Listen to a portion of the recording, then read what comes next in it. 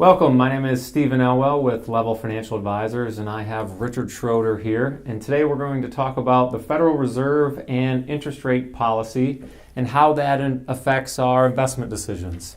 So there's been a lot of talk over the last couple of years about the Federal Reserve increasing interest rates and what that might mean to investors. So maybe just as a general overview, Richard, can you kind of talk about what's going on? Sure. Well, as we all know, the Federal Reserve controls short-term interest rates, which means that its policy influences what banks will pay and money market funds will pay and short-term bonds will pay.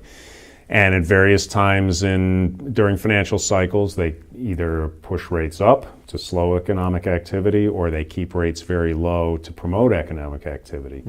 We've been in the most bizarre 8 or 9 year stretch ever since 2008 when the market crashed and the Fed pushed interest rates to zero in order to juice the economy up. They've been at zero ever since, till last December when they raised rates by 0.25%. So rates are essentially still zero. What that has done is made the stock market very competitive. You can't make money leaving your money in the bank or in short-term bonds. You can just hope to preserve the capital, and even then you're not keeping up with inflation. Stocks are paying dividends of 2% or so, plus they have capital gains over time, so people are putting money into stocks. Okay, excellent. And even some foreign countries are having their interest rates go negative, along with the same tune of what you're talking about to try and stimulate this growth. That's correct. So if the Federal Reserve increases interest rates in June or later this year, what should an investor do? Well, probably nothing, because any rate increases are going to be slow. What you will see is day-to-day, week-to-week perturbations in the market because they're always trying to divine what the trend is, divine how quick things will happen, and they're trying to figure out, will stocks stay competitive, or are we going to see higher interest rates at banks and people are going to keep their money in the bank rather than buy stocks? We've lived through periods back in the early 1980s when the Fed pushed interest rates very high in order to break the back of inflation at that time. Inflation hit almost 11% in 1980.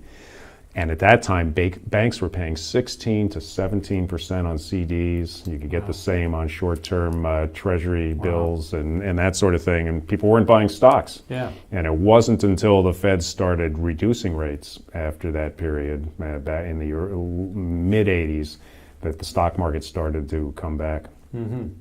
So you spoke to what low interest rates may mean for stocks and for savers. The one area we haven't touched on is bond investors.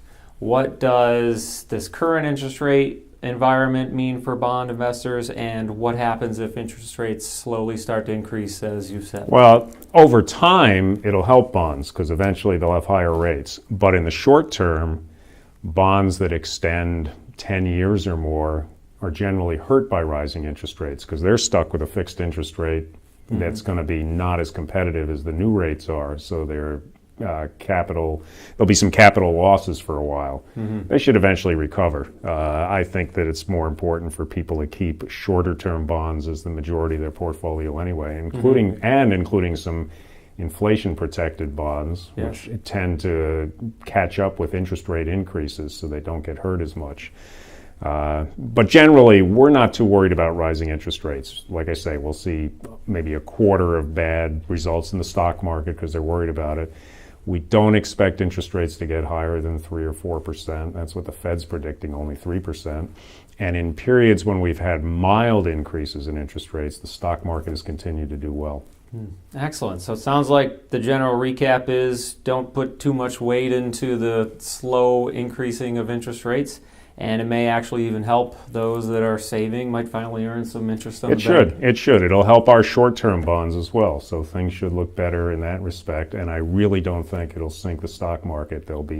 If the stock market goes down again, which it eventually will, it'll be other economic factors that do so. Excellent. All right. Well, I'm Steven Elwell with Level Financial Advisors, and thanks for watching.